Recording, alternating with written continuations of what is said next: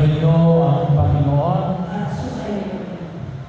Tayo po ngayon ay pumapasok na sa mga mahal na araw.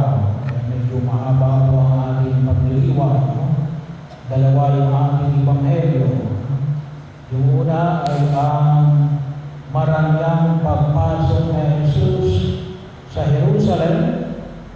At ang pangalawa ay ang pagliligtas at pagkamatay ng ating Panginoong Hesus Kristo. So bahagi nyo na nawa itong linggo na ito ay ang linggo na kung saan ay higit namin pakinabangan ang biyaya ng pagliligtas ng Diyos. At isang maliwanag na paanyaya sinasabi ng mga matatanda na huwag maingay. Tigilan muna yung maingay ng mga bagay.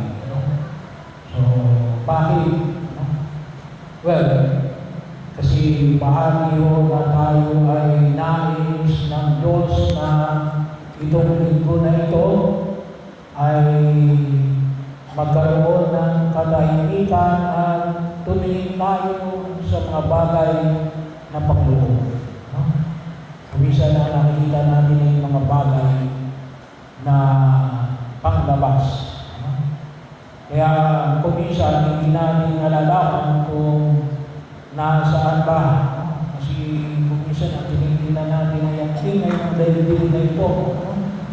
Kumisa hindi natin marinig yung paanyaya sa amin ng Panginoon. Kaya itong panahon na ito, sinasabi na kumaari tayo ay tumahimik, aralin, ay tumingin tayo sa ating sarili.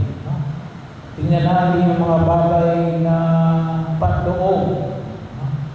Ano bagay yung ating kalooban? At higit sa lahat yung alin, yung kalooban ng Diyos. Kaya kung mapapansin po natin, ito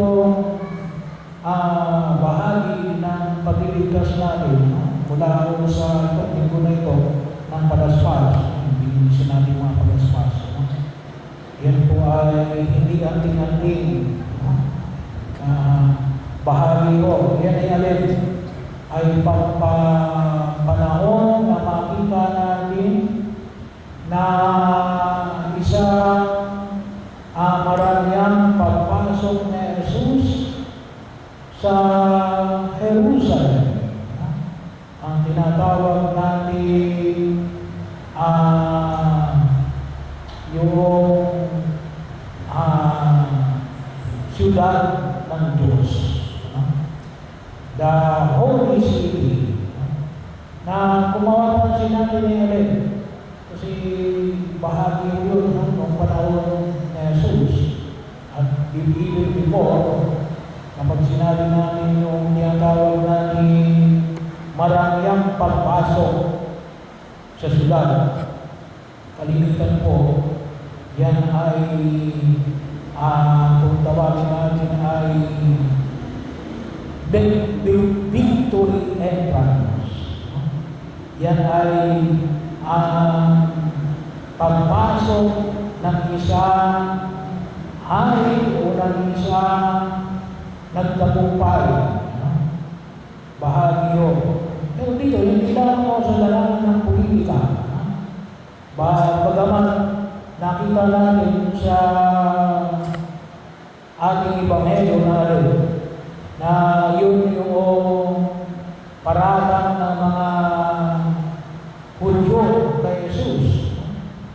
Kaya nga yung nakalagay sa kanya, nakalagay dyan sa taas, ay Indre. Jesus, hari ng mga Hudyo. Kasi anong sabi na, sinasabi niya, ito yung hari ng mga Hudyo. Ito yung mga Hudyo para huwag magbayad ng uwes. Huwag magbayad ng buwis. So, kung tawagin namin ngayon inciting rebellion. Bahagi ho na yun yung ipinag tungkol kay Jesus. Pero hindi sa lahat, sabi nga namin, ay dahil sa alin, yung anak ni David, yung pong title na Hosana sa anak ni David, may messianic na meaning. Kasi isa po yan sa titulo na kinikilala ng mga Hudyo na ito ang hinihintay na magliligtas sa bayan ng Israel mula sa kasalanan, mula sa kaparusahan. Pero hindi lang sa bayan ng Israel, ngunit para sa buong daigdig. Kaya yung religious significance nung maranyang pagpasok na Jesus sa Jerusalem, anong sabi na Jesus? Minsan, kasi iba natin mga kapatid ng mga hindi katoliko. Sabi niya, hindi naman sinabi na Jesus na siya ang Mesiyas. Hindi. Sinasabi ng mga Pariseo kay Jesus, patigilin mo yung mga alagad mo na kanilang sinisigaw na Hosana sa anak ni David. Anong sabi ni Jesus? Kung sila ay pinatigil mo, ang mga bato ang sisigaw na tungkol sa bagay na ipinahayag natin. Ito yung hinihintay ng Mesiyas. Pero sabi na natin, ay bahagi na maunawaan natin yung pagkakataon na ito. Lalong-lalo na para makita natin na maliwanag kay Jesus natin yung pinagagawa sa Kanya ay alin? Kalooban ng Diyos. Pagsunod sa kalooban ng Diyos. Yun yung mahalaga. Yun ang mahalagang makita ko natin na ang pagliligtas na dulot ni Jesus ay alin? Pagsunod sa kalooban ng Diyos. At kung ang bigyan natin na hindi na paglililay, bigyan natin na hindi na paglililay, sapagkat kuminsan, sabi nga natin, kuminsan napakarami natin ginagawa sa buhay. Pero ito pa ginagawa natin sa buhay, sabi nga natin, ito ba yung kalooban ng Diyos? Maaaring masyado tayong nakikinig saan? Maaaring nakikinig tayo sa ating sarili. Ito yung kalooban ko. Maaaring sa mga magulang natin, kalooban ng magulang, kalooban ng inyong asawa, kalooban ng inyong mga anak, kalooban ng inyong mga kapitbahay, kalooban ng lingkunang ginagalawa. Pero kuminsan hindi natin na itatanong kung ano ito ba yung kalooban ng Diyos. Kaya mahalaga ito. Alam nyo, isang magandang halimbawa niya ay ito, panahon tayo ngayon ng campaign period. Bahagi ho. Bagaman ilang beses ko lang binanggit ito, kasi ito'y pangalawang pagkakataon ko na narito eleksyon. Sabi nga, ang dami nating mga kandidato. Sa mayor, 5. Sa konsihal, ay 36 ata. Kung hindi ako nagkakamali, ilan lang ang kukunin? 8. Kung 36 yan, 8 lang kukunin, 28. 28 ang uuwi ng luhaan. Kalooban ba ng Diyos na kayo ay uuwi ng luhaan? Dapat, yun ay bahagi nyo ay tinatanong ko rin sa mga pagkakataon kapag yung mga kapatid natin ng kandidato na nagpapamisa. Bahagi yun. Pero yun lang ibinibigay ko halimbawa. Hindi lang sa kanila. Ngunit sa ating pagkilos. Sa ating pagkilos. Kasi kung yung bang pagkilos natin, walang problema yun. Kahit na hindi ka manalo, pero kalooban ng Diyos na ikaw'y lumaban, wala tayong magagawa doon. Baka sakaling gusto ng Diyos na turuan ka sa iyong pagkatalo, pwede rin. Pero, yun ang mahalagang katanungan. Kalooban pa ng Diyos. Kaya napakahalaga na magkaroon tayo ng panahon ng pagninilay. Pagninilay natin, sapagkat sabi na maaaring ano man ang ating pagtiro sa daigdig na ito, ay kung sigurado tayo na yung kalooban ng Diyos, kahit na kayo ay nagwawalis ng kalsada, pero kung maliwanag sa inyo na ito ay kalooban ng Diyos, ay bahagi ko yun, no? Na alin, may ginagampanan ka sa biyaya ng paglago ng kaharian ng Diyos. Bahagi na higit na pagkilos. Kasi sayang naman yung panahon.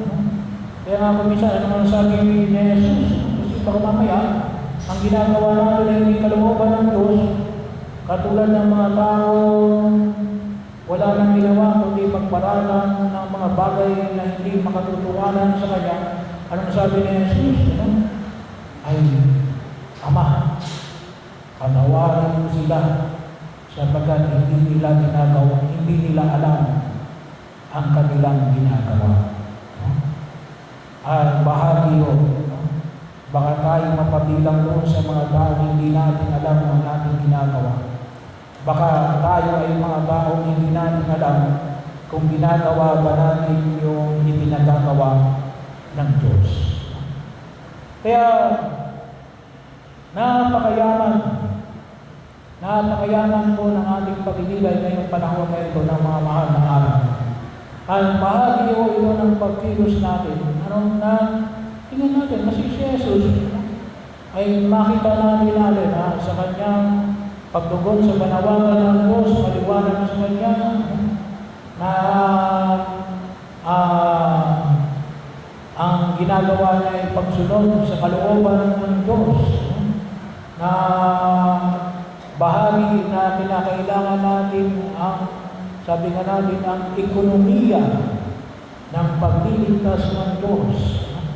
Bahagi na tayo ay maging mulat sa katotohanan ng higit na pagkilos natin. Ang sa ganoon ay, kasi nanais ng Diyos makamit natin yung kaligtasan ng galing, ay katulad ng ating ginawang maiksing paglalakbay sa tawagin na natin, ng paanyaya natin, sana maramdaman din natin yung marangyang pagpasok na Jesus sa Jerusalem. Kahit pa paano maramdaman natin marangyang pagpasok natin sa kaharian ng Diyos. Tayo ay naging kabahagi ng pagkilos ng Diyos sa ating buhay. Bahagi mo yun ang saan nakita ko natin. Kaya kung maliwanag sa atin na yung ginagawa natin ay bahagi ng aming pakisa sa kalooban ng Diyos, kahit na tayo ay ipako sa krus, kahit na tayo ipako sa krus, masasabi natin na ginagawa natin yung kalooban ng aming Amang nasa langit. Katulad ng pakikisa natin sa ating Panginoong Jesucristo. Kaya ito yung bahagi ng pagnilayan natin na sana maging maliwanag sa atin. At makikita ko natin, sabi nga ko ito, magkaroon tayo ng sapat na kapayapaan. Kasi kaya ako tayo mag-isa na stress kasi hindi natin alam. Hindi natin alam kung ano yung pinagagawa natin sa buhay. Yun ang sinasabi na Jesus. Patawarin sila sa pagkat hindi nila alam ang kanilang ginagawa. Ay bahagi yun. Malaking stress na sa buhay. Kasi baka later on makita natin na sabi nga ay yung lahat pala ng ating ginawa ay wala talaga palang patuntunguhan at walang direksyon. Ay sayang lamang. Ang maraming panahon ay pinagkaloob ng Diyos sa atin. Kaya nais ng Diyos natin. Pakinabahan natin yung pagliligtas ng Diyos sa atin. At isang paliwanag ko na saan makita natin yung pagliligtas ng Diyos sa atin ay hindi sila tunang higit sila sa kung